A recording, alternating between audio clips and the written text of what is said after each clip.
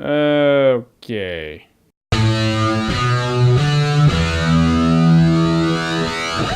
Percy Jackson's Sea of Monsters. So Percy Jackson's Sea of Monsters is the next Percy Jackson movie. It's based on the Percy Jackson books, and I'm sure people are going to compare this movie to Harry Potter and say it's a Harry Potter ripoff. I respectfully do disagree. The Harry Potter movies are beloved movies based on beloved books. The Percy Jackson movies are based off of beloved books, but they're movies that people just don't really give a shit about. They don't care. No one cares. They care in that way that they care because it's on. Like they're at home, they're like, all right, Food Network star's over. What's on HBO? Oh, Percy Jackson. Well, I guess I'll watch it while I still can't find Waldo as one elusive bastard. So Percy Jackson, it is pretty much Harry Potter. I mean, if we're just getting it out there, it's true. Instead of a school, they can't have a school because that would really be ripping Harry Potter off, so now they hang out at day camp. They're hanging out at summer camp, they're at Camp Candy for special people who are half gods, and now Percy, Potter, Hermione, and Black Ron have to go out there and save the day. It's an interesting premise, it is. And in that, I can say the books are probably good, but this movie's just not good. It has weak characters portrayed by weak actors. I don't even know if the actors are weak. I'm just saying they're not good in this movie. The heroes are generic, the villains are cookie cutter. Kevin Bacon-ish is just gonna be a big baddie. It's a mess. And you can tell they're holding back because the whole thing is made for kids. At least in Harry Potter, you had death spells. You felt like kids could die even though kids weren't dying. At least not yet. This movie just has no suspense. They get this golden fleece that can raise people from the dead. At that point, you're like, all right, anyone dies,